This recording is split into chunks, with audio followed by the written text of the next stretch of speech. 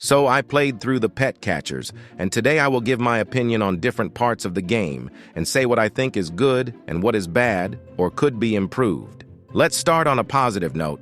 I like this little event board with events that lasts 15 minutes and then makes you wait 15 minutes for the next one. This can actually keep some players in game for a little longer, and it worked on me too once. Let's continue with another thing that I think is nice. I like that the King Slime has second phase, which speeds it up to make it a little harder. But the bad part about this boss is the lack of attacks. It basically has 2 attacks, which works the same. Maybe if it could summon smaller slimes around it as third attack, it could make the boss a little more fun. But the Kraken has some cool attacks and can be a little difficult sometimes, even if you defeated Kraken multiple times by now. It could receive an extra attack where it, for example, splashes water on the bridge, but I think it works fine the way it is right now. Something I think people could want is to let us craft more than 9.99 items at a time. Or maybe it's just me?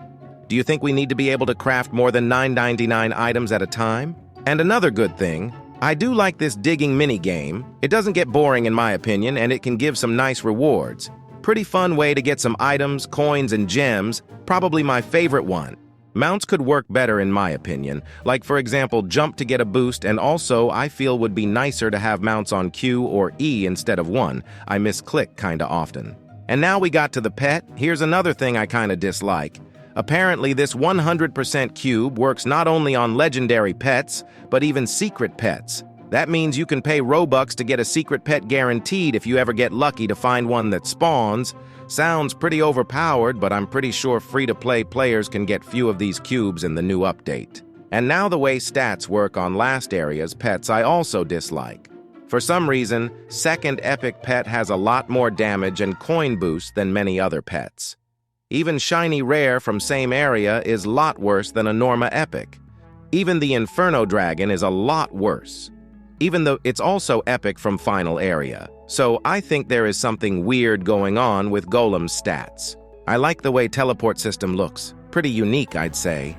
This game has hatching as one of the main mechanics, and I like the hatching system they made.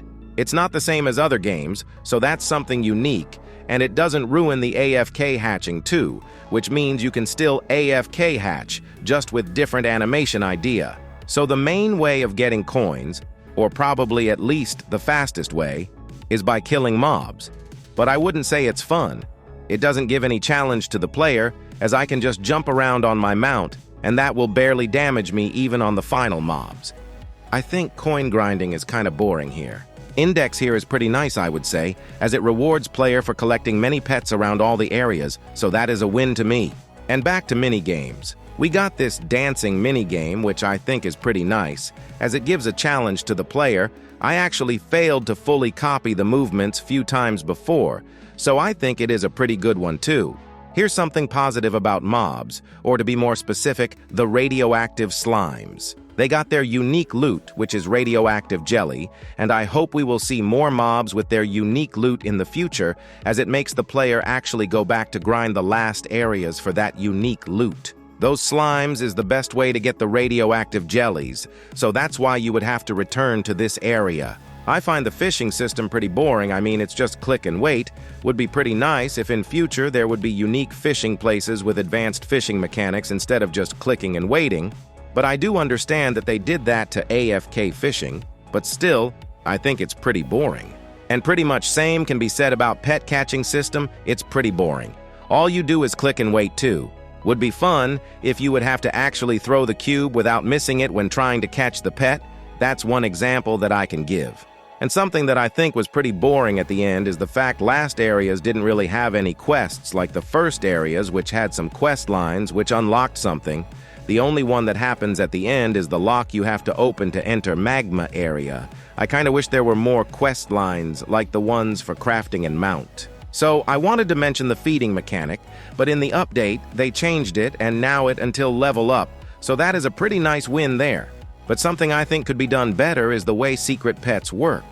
In Pet Simulator 99, the exclusive pets depend on your best pet's power, and I feel like if secrets did same thing in pet catchers, that would make them better, as the secrets won't be as useful when we get a new area. But anyway, what do you think about pet catchers, and do you agree with at least some of my opinions? Maybe I missed something or you have any other ideas about pet catchers. If so, let me know in the comments. But don't forget to hit the like button and subscribe. Join my Discord server in description and I will see you soon.